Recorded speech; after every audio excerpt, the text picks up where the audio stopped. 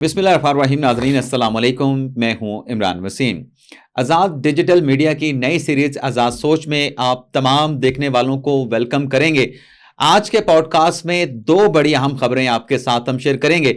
Supreme court में military court की जो प्रोसीडिंग हुई है उस पर तो हम बात करेंगे, लेकिन जो दो बड़ी खबरें आपके साथ हम शेयर करने जा रहे हैं उसमें हसनात मलिक साहब ये कह रहे हैं कि दरवाजे खुल गए हैं, लेकिन इस खबर पे मेरा मलिक साहब के साथ इत्तफाक है कि दरवाजे नहीं खुले हैं। तो ये दरवाजे खुलने का क्या मामला है, क्या खबर है, क्या तफसीलात हैं, इस खबर से अपने पॉडकास्ट का आगाज करेंगे। और सबसे पहले तो हसनात मलिक साहब को वेलकम करेंगे। हसनात मलिक साहब, आप कह रहे हैं कि दरवाजे खुले हैं, पहले तो ये बताएं कि दरवाजे किसके लिए खुले हैं, किसके हुक्म पे खुले हैं।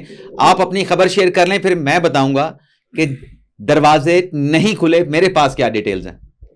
देखिए, दरवाजे तो खुल गए हैं और दरवाज़ा अडयाला जेल का इतवार को खुला है, जहां जब छुट्टी होती है। वैसे अमूमन आपको पता है कि छुट्टी वाले दिन अडयाला जेल में किसी कैदी से मुलाकात नहीं हो सकती, लेकिन मुज़ाकराती टीम की छुट्टी वाले दिन इमरान खान से मुलाकात हुई, जो पीटीआई की मुज़ाकराती। उसके लिए कितनी मिन्नत समाजत की? उसके लिए इतलात ये हैं कि दो जो अहम रोल और जो सबसे अहम रोल था वो राना सनाउल्लाह का था। वो हुकूमती मुज़ाकराती टीम का हिस्सा भी हैं, तो उनका बड़ा कंसिस्टेंट व्यू है कि भाई मुलाकात करने देनी चाहिए। हमने ये बात की है कि जी हम जो है वो जो पीटीआई की मुज़ाकराती टीम है वो इमरान खान से मिलेगी। अगर अब ये नहीं होती मुलाकात तो हम पोजीशन लेंगे। फिर जब राना सनाउल्लाह साहब ने भी पोजीशन ये बात हिंट किया कि भाई अब मुलाकात यानी टीम के साथ आप मुलाकात करने दें, तो ये राना सनाउल्लाह और फिर स्पीकर अयाज सादिक, जब उन्होंने भी ये बात की कि हाँ ये बात तो ठीक है कि हमने भी कहा था कि इनकी मुलाकात कराएंगे तो मुलाकात तो होनी चाहिए, उसके बाद फिर मुलाकात हुई। अब चार ऐसी डेवलपमेंट हुई हैं जिससे मैं ये आप कह रहे हैं कि दरवाजे खुले हैं, मैं समझता हूँ कि जो पीटीआई और हुकूमत के दरमियान मुज़ाकरात के लिए मुस्बत पेशरफ्त। पहला मामला, मुस्बत पेशरफ्त भी नहीं है, ये भी मैं आपको बता दूं। चलें वो आपकी है, मैं तो जो फैक्ट्स हैं उनकी बुनियाद पे तजिया कर रहा हूँ। पहला है कि जी अतवार वाले दिन दरवाज़ा खुला। अतवार वाले दिन जब यहाँ डोल पीटे गए कि जी कल 190 मिलियन पाउंड केस में इमरान खान को सज़ा हो रही है और इमरान खान और बुशरा बीबी जो है वो जाएंगे जेल और बुशरा बीबी जेल जाएगी, ये वो सब यही बातें हो रही थी। और इवन पीटीआई के लोग भी ये कह रहे थे कि कल सज़ा से बचना मुश्किल है। लेकिन अतवार वाले दिन अली अमीन गंडापुर भी मिल रहे हैं। जो असल मैं समझता हूँ कि इस वक्त मुज़ाकरात हैं वो अली अमीन गंडापुर और हुकूमती लोगों के दरमियान है, फैसला साजों के दरमियान, और वो असल मुज़ाकरात है। अली अमीन मिल रहे हैं, मुज़ाकराती टीम मिल रही है। उसके बाद अगले दिन जो है वो सोमवार वाले दिन फैसला नहीं आता और 3 दिन के लिए जज जो है वो कहते हैं जी वो अक्यूज़ आया नहीं। हालांकि आपको पता है पनामा में नवाज शरीफ नहीं आया, मरियम नवाज नहीं, लेकिन सज़ा सुना दी गई। अक्यूज़ ऑलरेडी कस्टडी में था, सज़ा दे देते, सज़ा नहीं दी गई, 2 घंटे वेट कर लेते और कहते पुलिस को डायरेक्शन देते कि उनको प्रोड्यूस करें, नहीं किया गया।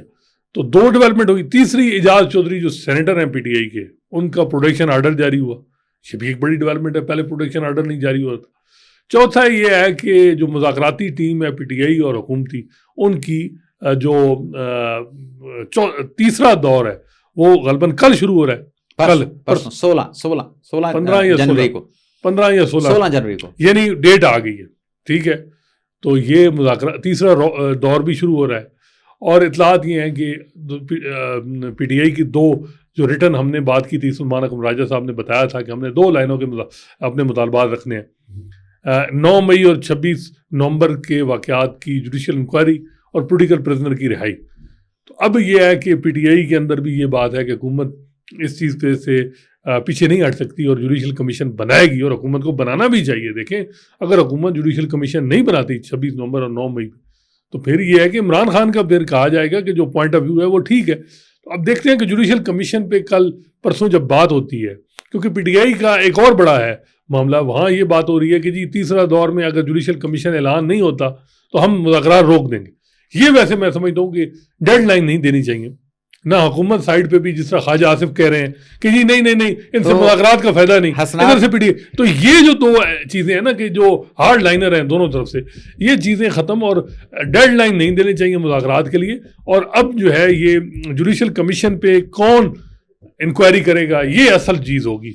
हसनात मलिक साहब, हुकूमत किसका नाम देती है? आप अपने पेज से چلتے چلتے میرے پیج پہ خود ہی آ گئے ہیں. جی یہ جو آپ نے بات کی نا کہ دروازہ کھل گیا اور اتوار کے روز جیل کا دروازہ کھلا اور تحریک انصاف کی کمیٹی کی ملاقات ہو گئی, تو یہ ملاقات کے لیے منت سماجت بھی یہ کر رہے تھے, یا آپ یوں کہہ لیں کہ یہ حکومت سے ڈیمانڈ بھی کر رہے تھے کہ ہماری ملاقات کروائیں. ٹھیک ہے. لیکن آپ کو یاد ہوگا کہ 24 نومبر کو جب انہوں نے ہفتے کے روز جی وہ فائنل کال والا احتجاج اور اس پر پشاور سے یہ چلے تھے, جی تب بھی آپ کو پتا ہے کہ ہفتے کے روز بھی ملاقات نہیں ہوتی, جی ہفتے کا دن بھی ملاقاتیوں کا دن نہیں ہوتا.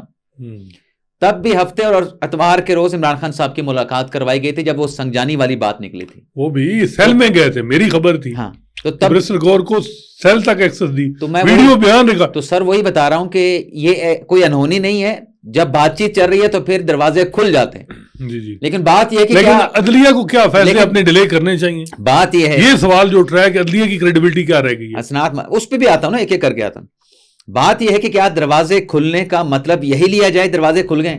جی جی. میں یہ کہتا ہوں کہ دروازہ بے شک اڈیالہ جیل کا کھلا ہے, لیکن اس کھلے دروازے کو بانی پی ٹی آئی نے, جو میں نے کہا کہ آپ چلتے چلتے میرے پیج پہ آ گئے, خان صاحب نے اس دروازے کو خود کلوز کر دیا. کیسے؟ اب 16 کو جو نشست ہونی ہے, جی جی 16 کو نشست ہونی ہے نا مذاکراتی کمیٹی جی کی, جی جی تحریک انصاف پہلی مرتبہ ریٹن فارم میں اپنی ڈیمانڈ وہاں پہ رکھے گی. جی جی. اور حکومت باضابطہ طور پہ کہہ چکی ہے کہ جب یہ تحریری طور پہ اپنے ڈیمانڈ رکھیں گے ہم اس کا تحریری طور پہ جواب دیں گے. تو ملک صاحب آپ ان معاملات کو سمجھتے ہیں, قانونی معاملات ہیں نا, 9 مئی کا معاملہ ہو, 26 نومبر کا معاملہ ہو, قانونی معاملات ہیں نا, فوجداری کیسز ہیں نا. جی جی. تو کیا جب حکومت کو آپ یہ ڈیمانڈ دیں گے کہ یہ جوڈیشل کمیشن آپ بنائیں تحریری طور پہ لکھ کے, اور اسی کمیٹی میں بیٹھ کے آپ کہیں, اسی اجلاس میں آپ بیٹھ کے کہیں کہ اب آپ نے یہ جوڈیشل کمیشن بنانا ہے, ہمارے اٹھنے سے پہلے جوڈیشل کمیشن بنا دیں, ادروائز بصورت دیگر ہم چوتھی بیٹھک نہیں کریں گے. خواجہ آصف کی سٹیٹمنٹ آپ کو نظر نہیں آ رہی اور پی ٹی آئی کی آ رہی ہے, یہ تو بات تھی. ویسے غلط وہ بات میں نے بھی کہا کہ وہ پی ٹی آئی والوں. بھائی جان جب آپ نے ان کو ڈیمانڈ دینی ہے تو انہوں نے ان کو سوچنے کے لیے آپ نے اس پر رپلائی کے لیے 3-4 دن 5 دن ہفتہ تو آپ کو دینا پڑے گا نا. تو پھر آپ ایک طرف دروازہ کھول رہے ہیں, دوسری طرف اپنے ہاتھوں سے اس دروازے کو بند بھی کر رہے ہیں. تو میری نظر میں تو کوئی دروازہ نہیں کھلا جہاں تک فیصلے کی بات ہے. اس بات کیا ہے 20 جنوری کیا ہونے جا رہا ہے؟ اس سے پہلے بظاہر لگ رہا ہے کہ ڈراپ سین کے چکر میں 20 جنوری کو نا حلف برداری کی تقریب ہو رہی ہے. اچھا حلف برداری کی تقریب پہ جن کی توقعات ہیں جی چلیں ان کی توقعات اپنی جگہ پہ, لیکن جو توقعات لگا کے بیٹھے ہیں کہ وہاں پر یہ اوٹ ٹیکنگ ہونے کے بعد یہاں پر کوئی بڑی تبدیلی آ جائے گی, تو کوئی تبدیلی نہیں آئے گی. اچھا جو فیصلہ نہیں آیا اس پہ میری آپ کے ساتھ رائے, بالکل میں اگری کروں گا کہ فیصلہ آنا چاہیے. اس پہ جو شادیانے بجائے جا رہے ہیں کہ فیصلہ نہیں آیا اور خان صاحب کے خلاف فیصلہ سنانے کی ضرورت نہیں ہو رہی, تو یہ شادیانے نہ بجائیں, یہ ڈنکے نہ بجائیں. میرا جو انالیسز ہے, میری جو اطلاعات ہیں اس کے مطابق تو یہ سختی والا کام ہے. اس میں کوئی مجھے کنسیشن, کوئی رعایت نظر نہیں آ رہی. کیوں ہو رہا ہے تیسری دفعہ؟ سر وجہ کچھ بھی ہو سکتی ہے. میں نے کہا کہ میں آپ کے ساتھ اگری کرتا ہوں کہ فیصلہ آنا چاہیے, اور فیصلہ اگر لکھا نہ بھی ہو تو آپ شارٹ آرڈر سنا دیں, آپ بات میں تحریری بھی جاری کر سکتے ہیں. اب جج صاحب کہتے ہیں کہ فیصلہ بھی لکھا ہوا ہے, جج صاحب لہرا کے بھی دکھاتے ہیں کہ یہ فیصلہ میرے پاس موجود ہے. اب اس میں ظاہر سی بات ہے کہ ہر جج صاحب کی اپنی ثوابدید ہے کہ وہ ملزمان کی موجودگی میں فیصلہ سناتا ہے یا عدم موجودگی میں سنا دیتا ہے. کیونکہ نواز شریف والے کیس میں, مریم نواز کے کیس میں تو ایسا ہی ہوا تھا, لیکن وہاں پہ بھی ہمیں بائیفرکیٹ کرنا پڑے گا. وہاں پہ درخواست دی گئی تھی نواز شریف مریم نواز کی طرف سے کہ فیصلہ آگے کر دیں, ہم پاکستان واپس آ رہے ہیں. مریم نے کہا کہ میری والدہ, نواز شریف نے کہا میری زوجہ محترمہ بیمار ہیں, آپ فیصلہ آگے کر دیں. لیکن وہاں پہ فیصلہ آگے نہیں کیا گیا, اس درخواست کو ریجیکٹ کیا گیا. یہاں پہ 2 فیصلے آنے ہیں, اور یہاں پہ عمران خان صاحب کی بشرا بی بی صاحبہ کی کوئی درخواست نہیں ہے. اب جج صاحب چاہ رہے ہیں کہ ملزمان موجود ہوں, کوئی فیصلہ سننے والا کوئی تو موجود ہو, وکلا موجود ہوں, ملزمان موجود ہوں. پاناما میں نواز شریف اور مریم نواز تھے. نہیں ساری میں نے تحمید یہی باندھی ہے, آپ کے سامنے ڈیٹیل یہ رکھی ہے کہ یہ جج صاحب کی اپنی ایک ہو سکتی ہے ثوابدید, ان کا اپنا فیصلہ ہے کہ ملزمان موجود ہوں, وہ ان کی اپنی. لیکن بہرحال 17 کو بھی فیصلہ آتا ہے تو مجھے اس میں کوئی کنسیشن وغیرہ نظر نہیں آ رہی. آلدو کے کچھ ایسی اطلاعات ہیں کہ وہ جو صلح جوئی والے لوگ ہوتے ہیں نا وہ بیچ میں لگے ہوئے ہیں. اصل کوئی صلح جوئی کروائیں. سسپینس یہ ہے عمران خان کے لیے سزا ہو بھی جائے یہ کوئی بات نہیں, کیونکہ اسلام آباد ہائی کورٹ سے ریلیف ہو سکتا ہے. یہ جو اصل معاملہ ہے کہ کیا بشرا بی بی دوبارہ جیل جائیں گی, سزا ہوگی تو جانی پڑے گا, اپیل کے لیے ضروری ہے کہ سرنڈر کریں. تو یہ سسپینس ہے کہ کیا بشرا بی بی کی اکوٹل ہوگی, سزا ہوگی. عمران خان کی سزا جو ہے وہ کوئی خبر نہیں ہے, میں سمجھتا ہوں موجودہ حالات میں. لیگل پوائنٹ چھوڑ دیں, اصل پوائنٹ یہ ہے کہ کیا بشرا بی بی دوبارہ جیل میں جائیں گی, یہ اصل سسپینس ہے. اس 17 کو میں 17 بشرا بی بی آپ کو پتہ ہے یہ جو 17 اور 20 جنوری کی تاریخوں کی بات ہو رہی نا جی, میں یہاں پہ اتنا کہنا چاہوں گا کہ تحریک انصاف ضد نہ کرے, تحریک انصاف بات چیت پہ آئے, بیٹھے, راستہ نکالنے کی کوشش کرے. ادروائز جیسے یہ ڈیڈ لائن دی جا رہی ہے کہ ہم چوتھی بیٹھک نہیں بیٹھیں گے, چوتھی اجلاس نہیں کریں گے, تو یہ ان کے لیے تحریک انصاف عمران خان بشرا بی بی صاحبہ کے لیے کوئی اچھا سائن نہیں ہوگا اگر یہ نہیں بیٹھتے. اس سارے پروسیس کو سبوتاج کر دیتے ہیں. اب اس میں 9 مئی کا معاملہ بھی ہے. آج ملٹری کورٹ کیس میں جسٹس حسن رضوی صاحب نے کیا ریمارکس دیے کہ ان لوگوں کو کیوں جانے دیا گیا, یہ تو سیکیورٹی فیلئر تھا. تو اس پہ بتائیں. جج صاحب کہتے ہیں کہ ان کے پاس کوئی ہتھیار بھی نہیں تھے. جج صاحب کے ریمارکس کو آپ کس نظر سے دیکھتے ہیں کہ ایک جج بیٹھا سپریم کورٹ کا یہ کہے, اس کے سامنے کوئی ریکارڈ بھی نہ ہو کہ یہ بغیر ہتھیاروں کے لوگ کیسے چلے گئے, ان کو روکا کیوں نہیں گیا, یہ تو سیکیورٹی فیلئر ہے. کس نظر سے دیکھتے ہیں؟ جسٹس حسن رضوی جو ہے نا وہ حکومت کا کیس تباہ کر رہے ہیں, اس میں کوئی شک نہیں. اور وہ ان کے جو سٹرائکس ہیں نا, جس طرح ریزرو سیٹ کے کیس میں جب وہاں قاضی فیصل صاحب بار بار کہتے تھے نا کہ آئین میں کہاں لکھا ہوا ہے کہ جی یہ سیٹیں جو ہیں وہ پی ٹی آئی کو مل جائیں گی, تو انہوں نے کہا جی آئین میں کہاں لکھا ہے کہ یہ مال غنیمت نون اور پیپلز پارٹی میں مل جائے گا. تو قاضی فیصل صاحب پیچھے ہو گئے تھے. حسن رضوی صاحب اس معاملے میں بھی بظاہر یہ لگ رہا ہے کہ وہ 9 مئی کے جو ملزمان ہیں ان کا ملٹری کورٹ کے ٹرائل اس پہ سوالات اٹھا رہے ہیں. پہلے دن انہوں نے سوال اٹھایا کہ طیارہ سازش case, Nawaz Sharif army chief کے طیارے کا رخ چینج, وہ کیس کیوں نہیں آپ نے ملٹری کورٹ میں ٹرائل اس کا کیا. آج ان کا یہ سوال تھا کہ ریزسٹنس کیوں نہیں ہوئی. اور جب یہاں بات ہوئی نا کہ خواجہ حارث صاحب نے کہا کہ ریزسٹنس کیا آپ چاہتے ہیں کہ گولیاں چلتی ہیں, اس کی الگ امپلیکیشنز ہیں. انہوں نے کہا جی گولیاں نہیں, نیگوسیشن کسی نہیں ہوئی, ریزسٹنس ہوئی. اور جو سب سے امپورٹنٹ بات حسن رضوی صاحب نے کی, انہوں نے کہا جی نیکسس اسٹیبلش کرنا ہوگا کہ کیا جو یہ لوگ تھے سولین جنہوں نے حملہ آور ہوئے یا جو بھی کیا, کیا ان کا کوئی آرمی کے اندر کوئی لوگ بیٹھے ہوئے جو ان کے ساتھ نیکسس تھا. انہوں نے کہا جی نیکسس نہیں تھا. یہ بات انہوں نے کی ہے خواجہ حارث صاحب نے. اور کسی انہوں نے کہا جی کہ ملٹری کے کسی آدمی کا ٹرائل کیا, تو انہوں نے کہا جی 9 مئی میں کسی ملٹری یونیفارم آدمی کا ٹرائل نہیں کیا. تو اس سے لگایا کہ حسن رضوی صاحب وہ قانون تو میں بھی جو 50 کیا ہے 52(1)D ہے نا, جو سولین کا فوجی عدالتوں میں ٹرائل 21D سوری جو آرمی ایکٹ کا, اس کو تو وہ کہیں گے کہ جی قانون ہے, سولین ٹرائل ہو سکتے ہیں لیکن 9 مئی والے نہیں ہو سکتے. جسٹس جمال مندوخیل جو ہیں وہ کہتے ہیں, بار بار ان کا ایک ہی سوال ہے کہ جی میں تو پڑھ پڑھ کے تھک گیا ہوں, مجھے بتائیں سولین کیسے ٹرائل ہو سکتا ہے فوجی عدالتوں میں. وہ یہاں اور جیسے امین الدین خان بار بار جمال مندوخیل صاحب کو روکتے بھی ہیں, بات بھی ان سے کرتے ہیں, کوئی سرگوشی کرتے ہیں.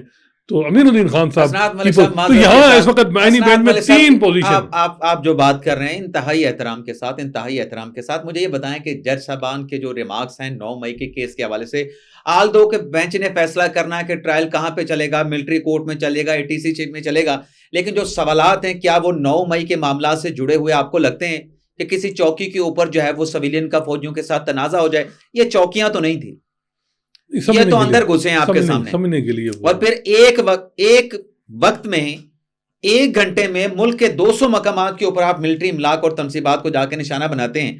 اور بینچ میں بیٹھے جج صاحب کو میرے خیال سے ریمارکس دیتے ہوئے محتاط ہونا چاہیے, سوچنا چاہیے کہ آپ کیسے کہہ سکتے ہیں کہ ان کے پاس ہتھیار نہیں تھے.